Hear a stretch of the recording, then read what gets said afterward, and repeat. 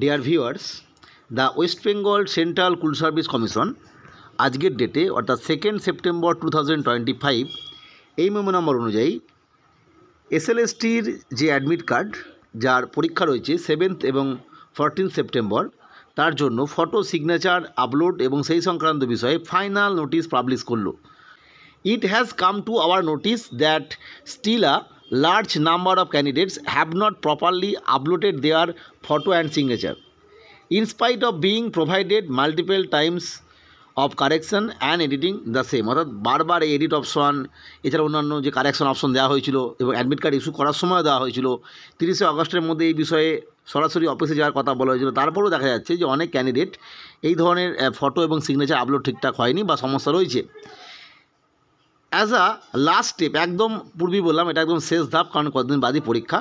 Such candidates are strictly instructed to report the venue by 10 AM carrying their original Aadhaar card or voter card with a self attested photocopy of the same in addition to all the documents she or he has been instructed to carry. Please refer to the instruction of the admit card. Otherwise, no candidates will be permitted to visit the examination.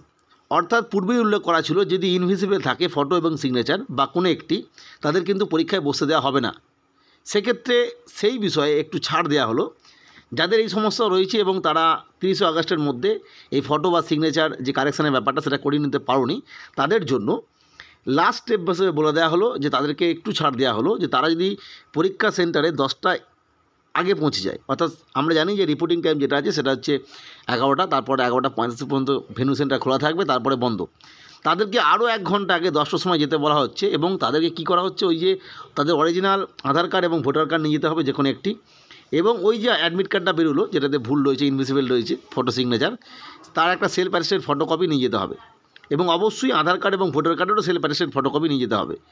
এইগুলো নিয়ে গিয়ে ওখানে দেখাতে হবে এবং তবে সেখানে পরীক্ষার ক্ষেত্রে অ্যালাউ করা হবে। অর্থাৎ খুব স্পষ্ট বিষয় এটাই, যাদের এই সমস্যা থাকবে তারা অবশ্যই ভ্যালিড ডকুমেন্টস অর্থাৎ অরিজিনাল আধার ভোটার এবং অরিজিনাল যে অ্যাডমিট কার্ডটা বেরিয়েছে তার জেরক্স সমস্ত কিছু করে প্রতিটাতে সেলফ অ্যাটেস্টেড করে ডকুমেন্টসগুলো নিয়ে যাবেন, কারণ এইগুলো দেখলে তোমাদেরকে আগে থেকে অ্যালাউ করবে।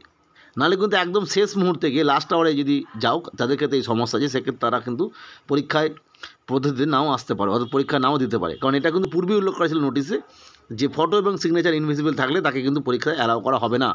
সেই জন্যই 30 আগস্ট পর্যন্ত টাইম দিয়েছিল। যাদের এই সমস্যা আপাতত রয়েছে, এখনও রয়েছে, তারা এটা দেখে নাও এবং অবশ্যই পরীক্ষার দিন 10টার আগে অর্থাৎ 10টার মধ্যে ওই সেন্টারে চলে যাবে এবং সেন্টারে চার্জ রয়েছে ভেন্যু ইনচার্জ, তার সঙ্গে দেখা করে এই সমস্ত বিষয়গুলো দেখিয়ে নেবে। যাই হোক, আজকে তথ্যটা শেয়ার করলাম। পরবর্তী আপডেটের জন্য চ্যানেলটিকে সাবস্ক্রাইব করে রেখো। ভিডিওটি দেখার জন্য প্রত্যেককে